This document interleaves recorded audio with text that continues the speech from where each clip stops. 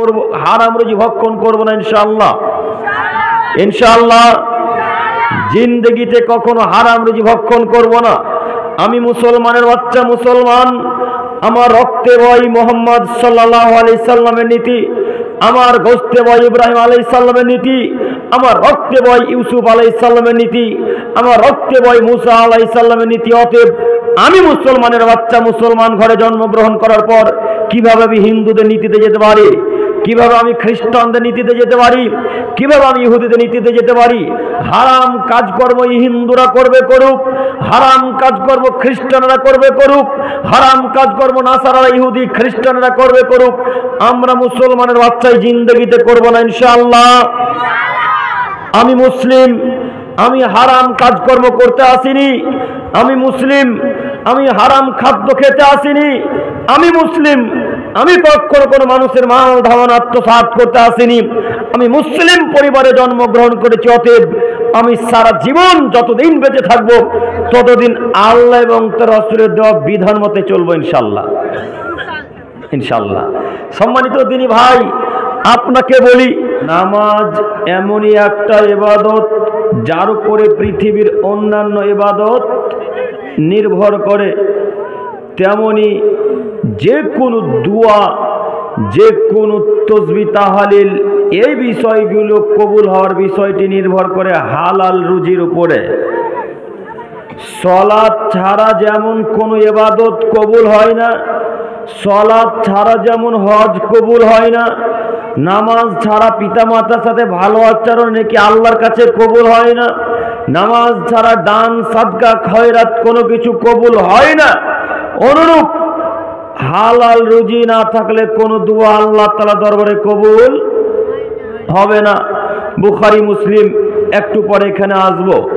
সম্মানিত দিনী ভাই, আপনাদেরকে আমি অনুরোধ করে বলবো, অন্তত পৃথিবীর বুকে যতদিন বেঁচে থাকবেন, অন্তত পৃথিবীর বুকে যতদিন বেঁচে থাকবো ততদিন পর্যন্ত জিন্দেগিতে হালাল রুজি ভক্ষণ করব, হারাম রুজি ভক্ষণ করব না ইনশাআল্লাহ।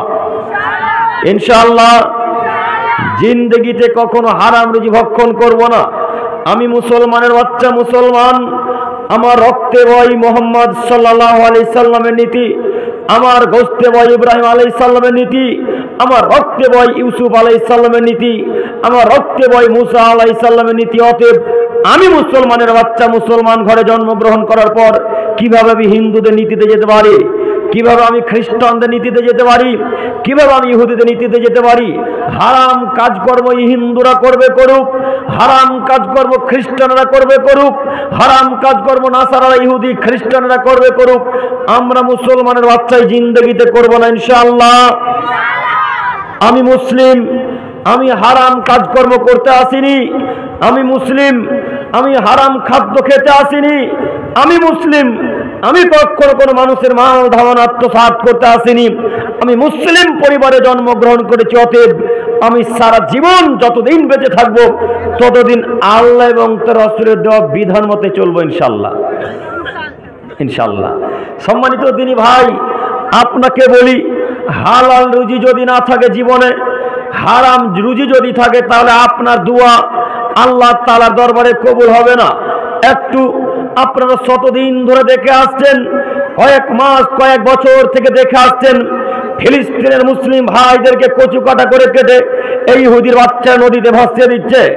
আপনারা যুগ যুগ ধরে দেখে আসছেন, এই ফিলিস্তিনের মুসলিম ভাইদেরকে এই ইহুদির বাচ্চারা কচু কাটা করে কেটে আসছে, যাকে পূর্ণ সমর্থন করেছিল আমেরিকা। জানেন না? ইসরায়েলকে পূর্ণ সমর্থন করেছিল কোন দেশ? আমেরিকা। যারা এখন আগুনে পুড়ছে, যার নাম ক্যালিফোর্নিয়া। হ্যাঁ, আগুনে দাও দাও দাও দাও করে জ্বলতে থাকছে। একটা আয়াত মনে রাখবেন, একটা হাদিসের বাক্য এতটুকু মনে রাখবেন, মুহাম্মদ সাল্লাল্লাহু আলাইহি সাল্লাম বলেছেন, আদমের ছেলে মেয়ে শোনো, আল্লাহ ছাড় দেন কিন্তু একেবারে ছেড়ে দেন না। আল্লাহ ছাড় দেন, একেবারে ছেড়ে দেন না। এই আমেরিকা যত অন্যায় অবিচার করতে শুরু করেছিল মুসলিম জাতির উপরে, ফিলিস্তিনের উপরে, আমাদের উপরে, এরকম জাতি, এরকম অত্যাচার এর পূর্বে আর কোন প্রধানমন্ত্রী করেছে এটা আমাদের মনে হয় না। এই আমেরিকার যারা নেতা, যারা বদ নিকৃষ্ট মানুষ, তারাই সব থেকে বেশি ইসরায়েলকে উস্কানিমূলক কথাবার্তা দিয়ে তারাই মুসলিমদেরকে ধ্বংস করিয়েছে, মুসলিমদেরকে কচু কাটা করে কেটেছে। এখানে আমি আপনাকে বলতে যাচ্ছি এই জন্য যে তারা মুসলিমদেরকে কচু কাটা করে কাটছে, আর আপনি ইউটিউব ফেসবুকে প্রতিদিন ভিডিও দেখছেন, আর চোখ দিয়ে পানি top top top top top top করে পড়ে চলে যাচ্ছে। আপনি বলছেন আল্লাহ মুসলিমদেরকে এইভাবে কেটে ফেলে দিচ্ছে, আল্লাহ মুসলিমদেরকে কচুকাটা করে কাটছে, আল্লাহ তুমি তাদেরকে তুমি রক্ষা করো, আল্লাহ তুমি তাদেরকে রক্ষা করো, আল্লাহ তুমি তাদেরকে রক্ষা করো। এইভাবে গভীর রাত্রে আল্লাহর কাছে দোয়া করছেন, আল্লাহকে বলছেন গভীর রাত্রে উঠে রাত্রি 2:30টার সময় আল্লাহকে বলছেন, আল্লাহ তুমি ফিলিস্তিনবাসীকে রক্ষা করো, আল্লাহ সারা পৃথিবীর মুসলিম জাতিকে রক্ষা করো।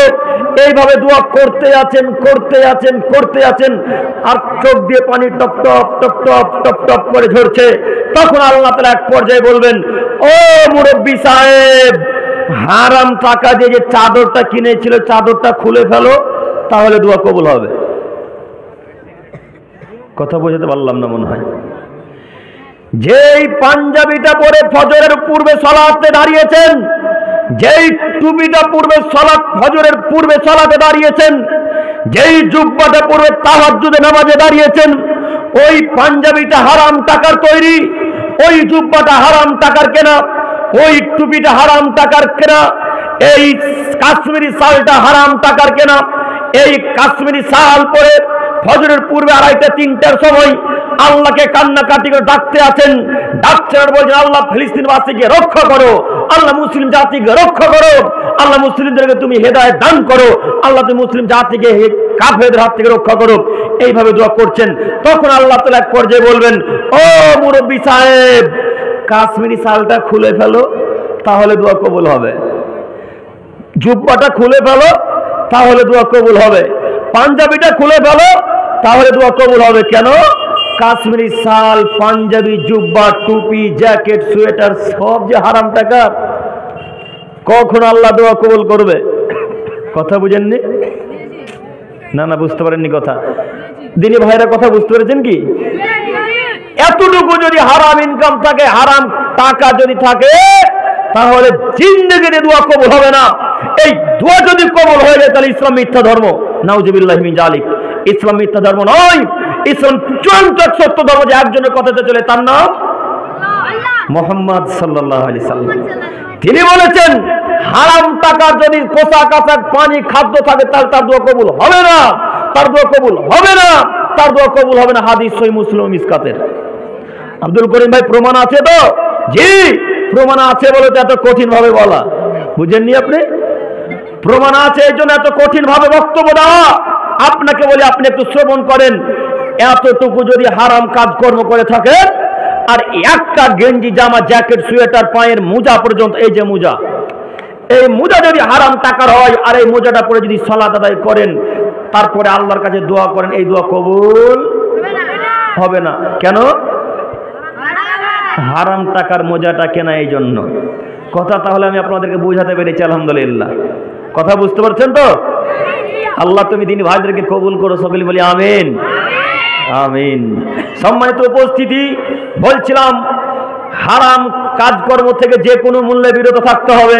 মহান আল্লাহ তাআলা বলেন, ইয়া আইয়ুহান নাস, হে সারা পৃথিবীর মানব সম্প্রদায়। একটু মহান আল্লাহ তাআলা যখন কোরআন মাজিদের মধ্যে ইয়া আইয়ুহান নাস বলবেন, তখন সারা পৃথিবীর মানুষকে আল্লাহ তাআলা উল্লেখ করে বলছেন, সারা পৃথিবীর মানুষকে আল্লাহ বলছেন। আর কোরআন মাজিদের জায়গায় জায়গায় পাতাতে দেখতে পাবেন আল্লাহ বলছেন, ইয়া আইয়ুহাল্লাযিনা আমানু, ইয়া আইয়ুহাল্লাযিনা আমানু। এইভাবে পড় নেই?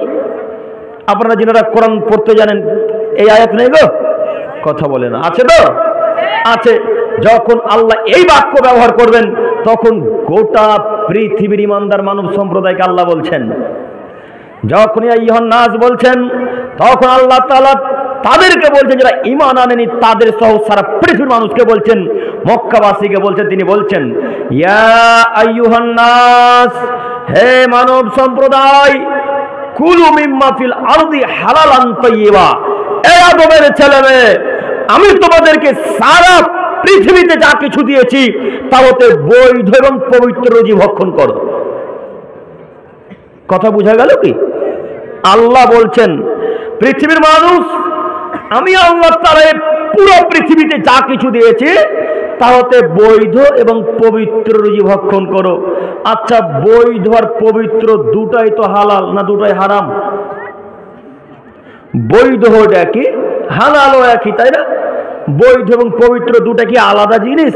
জি না, দুটাই একই। তো আল্লাহ এইভাবে দুটা বাক্য বললেন কেন? তার মানে কোনো এখানে কিন্তু ব্যাপার আছে, তাই তো? তার মানে কোনো এখানে কারণ আছে। একটু এবার আমার দিকে তাকান। আমরা সকলেই জানি গরু, ছাগল, উট, দুম্বা, ভেড়া হালাল না হারাম? কথা বলে না। হালাল, এগুলো সব কি হালাল। এবার গরু, ছাগল, উট, দুম্বা, ভেড়া মারা গেছে, এখন এর গোশত হালাল না হারাম? হালাল না হালাল? হারাম। তাই আল্লাহ বললেন আদমের ছেলেরা, আমি এই পৃথিবীতে যা কিছু দিয়েছি তাতে বৈধ এবং পবিত্র রুজি খাও। গরু, ছাগল, উট, দুম্বা যতক্ষণ জীবিত থাকবে ততক্ষণ পর্যন্ত হালাল। এই গরু বা এই জিনিসগুলো, এই বস্তুগুলো, এই প্রাণীগুলো যদি মারা যায় তাহলে এগুলো হয়ে যাবে হারাম। তাই তিনি বলছেন হালাল এবং পবিত্র রুজি ভক্ষণ করো। ওয়ালা তাত্তাবিউ খুতুওয়াতিশ শয়তান, পৃথিবীর মানুষ এই ব্যাপারে শয়তানের পথ অনুসরণ করো না।